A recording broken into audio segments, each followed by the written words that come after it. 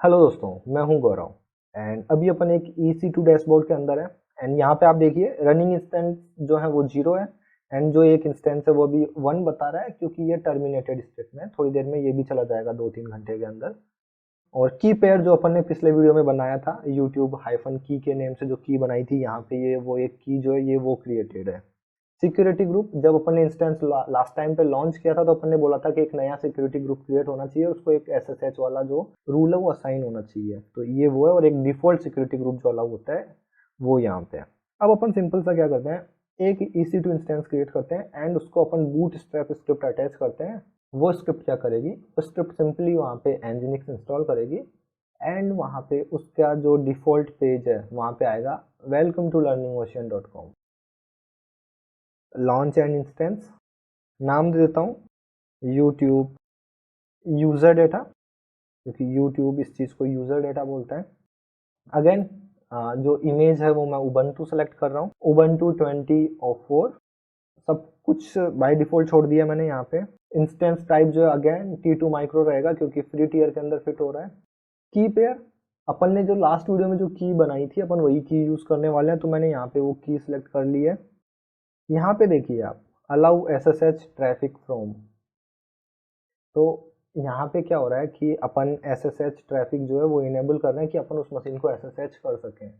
अब अपन वहाँ पे nginx इंस्टॉल करेंगे और nginx को एक्सेस करेंगे तो अपन वहाँ पे HTTP भी एक्सेस करने वाले हैं।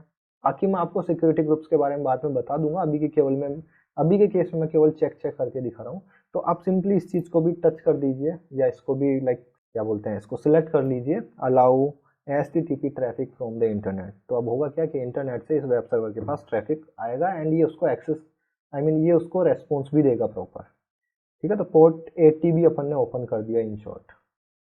उसके बाद में मैंने एक चीज़ बताई थी आपको, आपका जब भी इंस्टेंस आप डिलीट करते हो तो उसके साथ आपका जो रूट वॉल्यूम है वो हमेशा डिलीट हो जाता है। अगर आपको उसको बचा के रखना है कि भाई कि अगर इंस्टेंस डिलीट हो जाए तो जो मेरा रूट वॉल्यूम है वो डिलीट नहीं होना चाहिए। तो आप उसके लिए सिंपल सा क्या कर सकते हो, यहाँ पे आपका जो कॉन्फ़िगरेशन आप यहाँ पे एडवांस पे क्लिक करो। एडवांस पे क्लिक करने के बाद में आप इसको एक्सटेंड करो।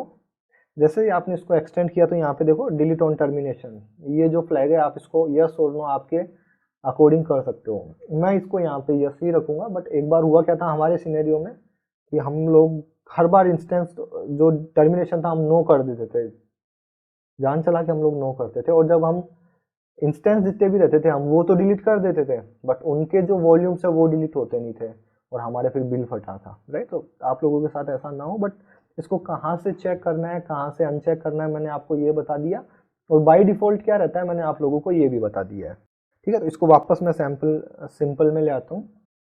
यूज़र डेटा अगर आपको डालना है तो आप यहाँ पे एडवांस पे जाओ एंड यहाँ पे देखो आपको और भी डिटेल्स मिलेगी बहुत सारी, बट यहाँ पे नीचे नीचे आप देखो यहाँ पे आपको यूज़र डेटा मिल गया है।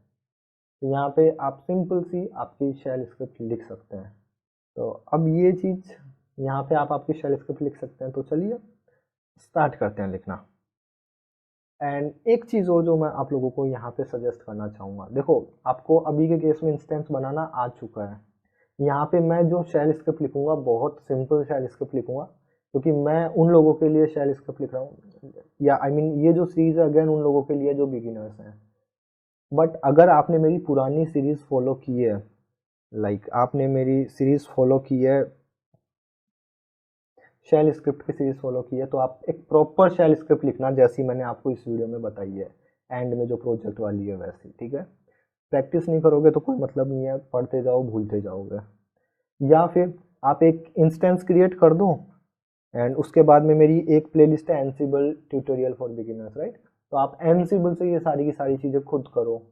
तो एनसिबल से आप प्लेबुक भी लिख सकते हो इस सीरीज़ को देख के, और इस सीरीज़ को देख के आप एक अच्छी शेल स्क्रिप्ट लिख सकते हो।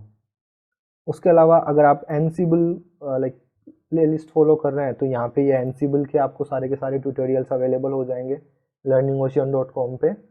और अगर आप शेल स्क्रिप्ट लिख रहे हो और आपको शेल स्क्रिप्ट के कुछ कोड चाहिए जो मैंने उन वीडियोस में यूज़ किए हैं, तो वो आपको इधर इस वेबसाइट में शेल स्क्रिप्ट के ट्यूटोरियल्स पे मिल जाएंगे। चलिए तो वापस आते हैं, मैं एक सिंपल सी शेल स्क्रिप्ट लिख देता हूँ।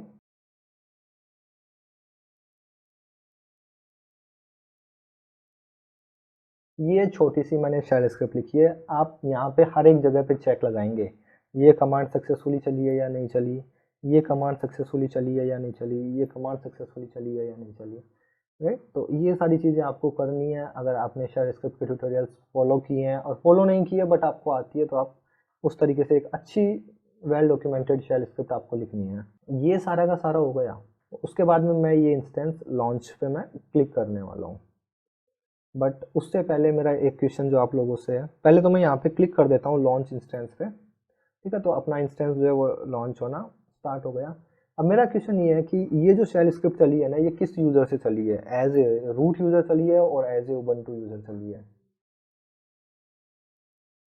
तो मैं बता देता हूँ, ये जो शेल स्क्रिप्ट है ये हमेशा एज ए रूट यूज़र चलती है। ओके, तो ध्यान रखना, मेक श्योर कि जो आपकी यूज़र डाटा स्क्रिप्ट होती है वो हमेशा और हमेशा एज ए रूट यूज़र चलती है। तो आप यहाँ पे देख सकते हैं आपका जो ये इंस्टेंस है ये रनिंग हो चुका है।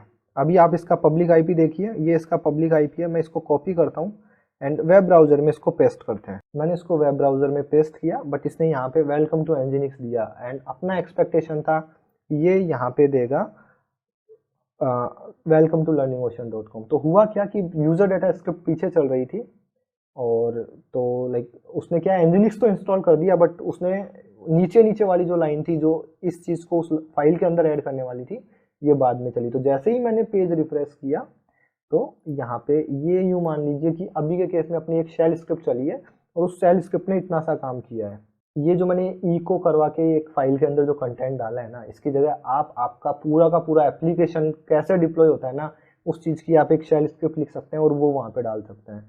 तो जब भी आपका मशीन क्रिएट होगा तो अपने आप आपका एप्लीकेशन डिप्लॉय हो जाएगा। तो आप यहाँ पे क्या क्या इंटीग्रेट कर सकते हैं, AWS प्लस शेल स्क्रिप्ट, ठीक है। अब मैं आपको थॉट प्रोसेस दे रहा हूँ जिसके बारे में मैंने बात किया था। दूसरी चीज़ ये कि एप्लीकेशन डिप्लॉय जो होगा, तो वो एप्लीकेशन जब डिप्लॉय हो रहा है तो अभी के केस में शेल स्क्रिप्ट लिखिए, उसकी जगह आप एनसिबल प्लेबुक लिखिए जो ज़्यादा अच्छी है। तो यहाँ पे वापस AWS प्लस एनसिबल हो गया। चलिए ये दोनों को साइड में रखते हैं। आपका एप्लीकेशन की हर बार एक नई बिल्ड बनेगी, तो जब बिल्ड बनानी है तो आप जेनकिंस से बनाओ, फिर इंस्टेंस क्रिएट करना है तो भी जेनकिंस से कर दो। उसके बाद में जब इंस्टेंस क्रिएट होगा तो उस टाइम पे ये स्क्रिप्ट चली जाएगी। तो यहाँ पे Jenkins plus shell script plus AWS, ये तीनों चारों चीज़ें हो गई, राइट। अब अगर आप AWS पे भी कुछ भी क्रिएट कर रहे हो तो आप टेराफॉर्म से क्रिएट करो। तो आपने सब कुछ कर दिया, राइट। जेनकिंस से ही आप टेराफॉर्म, लाइक सबसे पहले जेनकिंस आपका जो है एक सर्वर रहेगा, वो टेराफॉर्म से आपका लाइक इंफ्रा क्रिएट करेगा, एक EC2 इंस्टेंस क्रिएट करेगा। जैसे ही EC2 इंस्टेंस क्रिएट हो जाता है देन आप जेनकिंस के हेल्प से ही उस EC2 इंस्टेंस के ऊपर एक प्लेबुक रन करो, राइट। तो जैसे ही आप ये करोगे तो आपका एप्लीकेशन डिप्लॉय हो जाएगा।